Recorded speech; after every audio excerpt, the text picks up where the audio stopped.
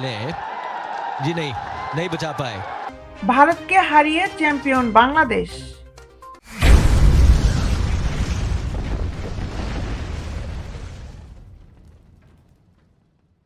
অনূর্ধ্ব-19 Asia কাপের ফাইনালে শক্তিশালী ভারতকে হারিয়ে চ্যাম্পিয়ন বাংলাদেশ।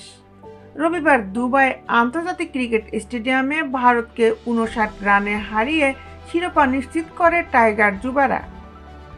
এদিন আগে ব্যাট করে 49.1 ওভারে 198 রানে অল আউট বাংলাদেশ যুবদল।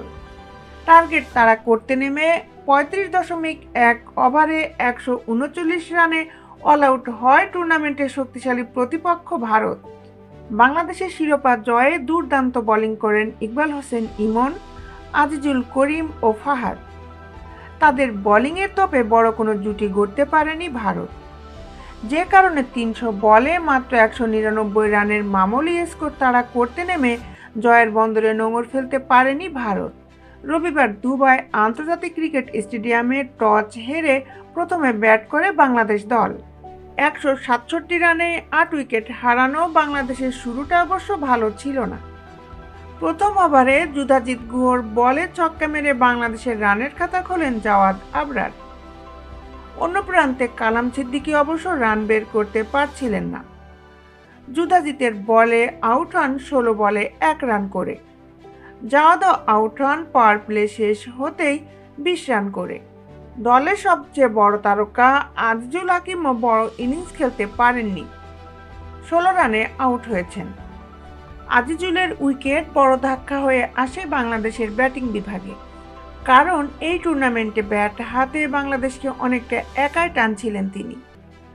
অষ্টম ব্যাটসম্যান হিসাবে ভারতীয় অধিনায়ক মোহাম্মদ আমান আউট হওয়ার পর বাংলাদেশ শিবিরে স্বস্তির আবহ নেমে আসে। শিরোপা জয়ের লক্ষ্যে 300 বলে 199 রানের মামুলি স্কোর তাড়া করতে নেমে 24 রানে 2 ওপেনারের উইকেট হারিয়ে চাপে পড়ে যায় ভারত। তারপর দলের হাল ধরেন কেপি কার্তিক আর অধিনায়ক মোহাম্মদ আমান। এই জুটিতে তারা 29 রান যোগ করেন। এরপর 0 রানের ব্যবধানে ভারত পরপর 2 উইকেট হারায়।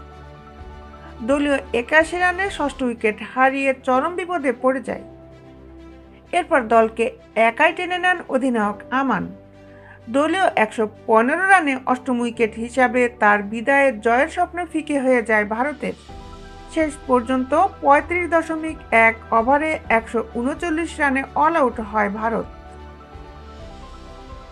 বিশ্বের খেলার আপডেট নিউজ পেতে আমাদের সাথেই থাকুন। Justice sports, Dhaka.